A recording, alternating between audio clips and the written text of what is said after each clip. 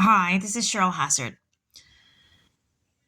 So, I saw that in fish tanks there can be the issue of mold.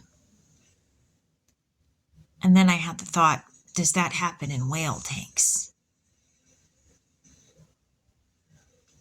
Because in humans, mold can cause shortness of breath, problems with the respiratory system, and stuff like that.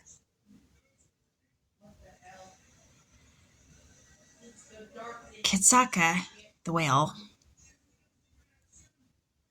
she died having a lung disease that she'd had for several years.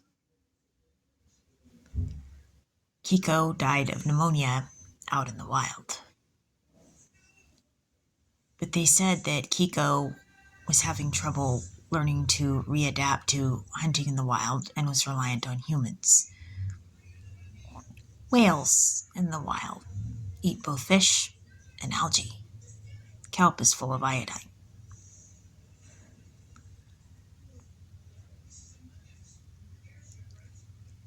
They say fish eat algae as well, but I don't know if the level that is absorbed in a whale is as much as they would eat if they were eating algae in the wild. I don't know. But this poses a question about the mold and the ability to deal with it, which is possibly through iodine.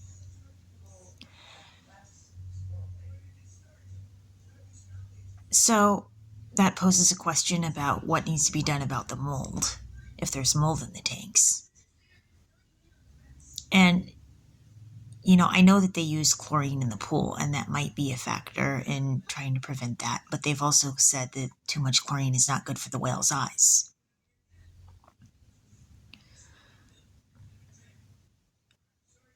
And like I said, there's always more questions. I answer one, I might come up with an answer for one.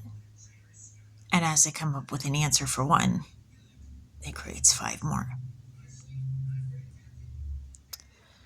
But the chlorine, they said, is hard on the whale's eyes and can cause mucus weeping in the eyes of the whale.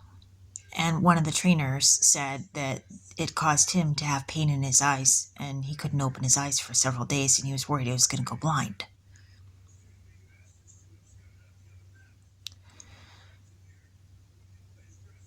So there's the question of, would iodine be a useful solution for whales, or seeing if they could get algae to the whales, not just fish, maybe? Um, there's always more I need to know, but this definitely poses some more questions.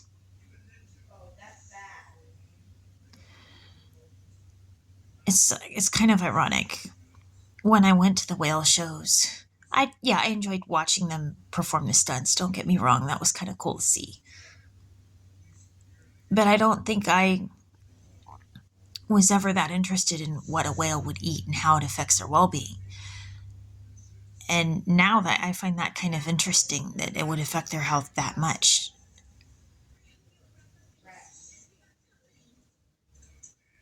You know, their ability to deal with their environments that they're in, and their immunity as well, and how they perform in life and how long they've got to live. Um, and I wonder if the lack of iodine is playing a role in how long they live. Um,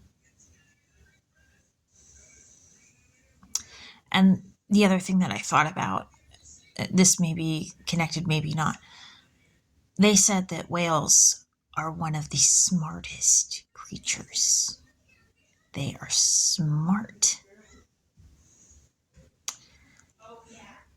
And so, iodine, they said in humans, is one of the things that makes us smart too. And if they're not getting the iodine, maybe they're not peaking, they may not be at the peak of how they could be doing as far as their intelligence either. Um, So,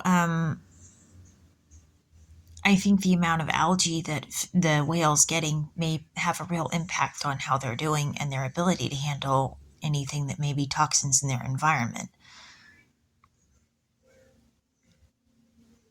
And I also think it might be interesting to see how does the level of iodine and the level of it affect how the whale handles toxins in its environment as well. Um, One of the issues that has been brought up is that Keiko and Katsaka both had skin issues, um, like lesions.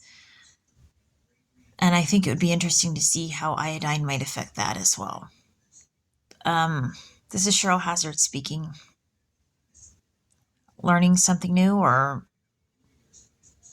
maybe learning to ask more questions while learning something new?